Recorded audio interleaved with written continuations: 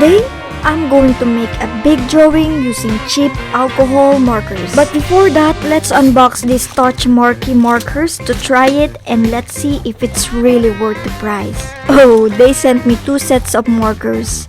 The first one is 168 pieces and the other one is 120 pieces.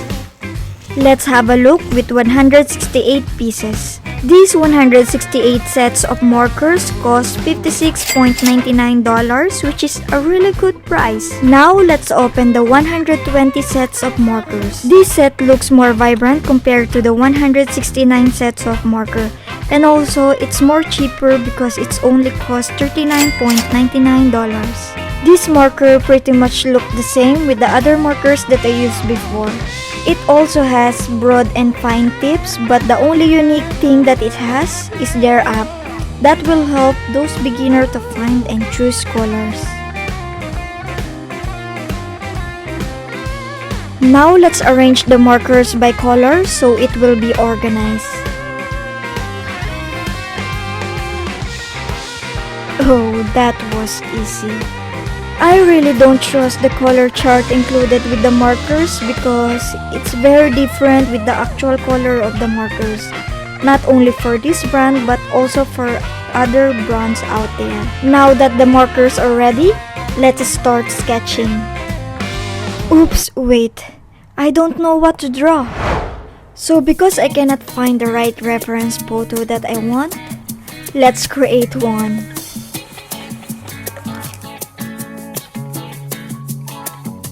Uno, dos, tres, smile! Perfecto! And this is the chosen photo for my reference drawing. So now, it's time to start sketching. La baiela, brasilera canta a capela. Dime en portugués todo lo que quieras. Yo te llego en cualquier manera. This is gonna be my first biggest drawing so far, so wish me luck. I'm going to add some small details to my drawing so it will look more epic. Finally, sketch is done. Now, let's start inking. I'll be using the Sakura fine liner pens that I bought recently to do the sexy lines. This is going to take for a while, so let's play some epic music while inking. Yeehaw! Let's just be careful inking because I don't want to ruin it.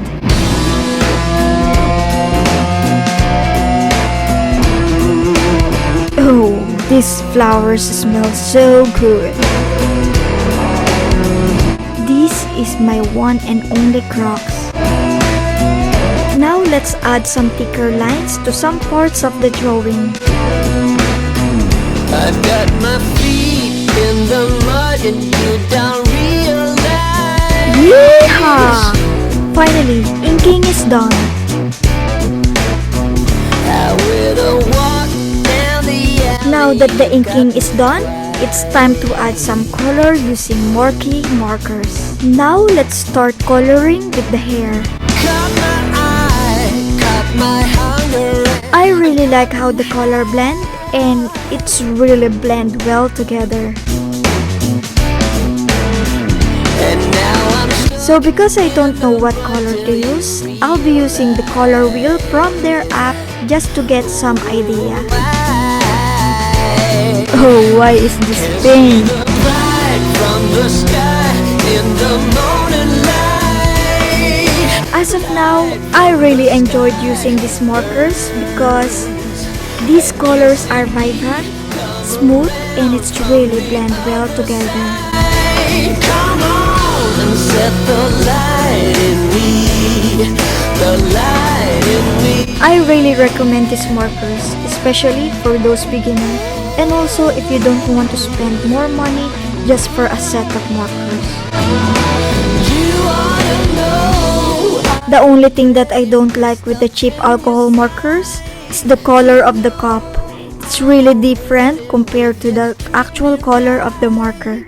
No, I'm as steady as a shaking light. If I'm going to rate it, I will give 8.5 over 10.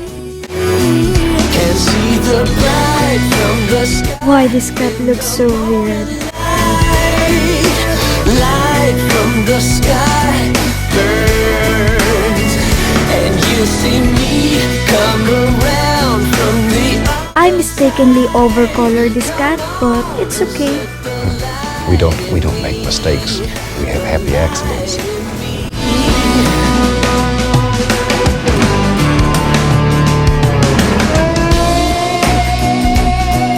These are my favorite books and my favorite camera because this is the only one I have.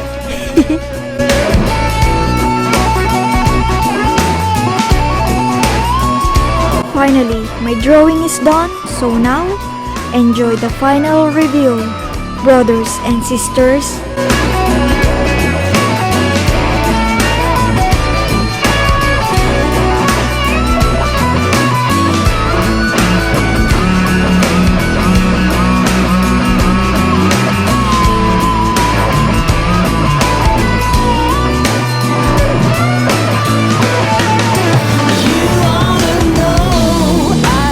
Pretty messed up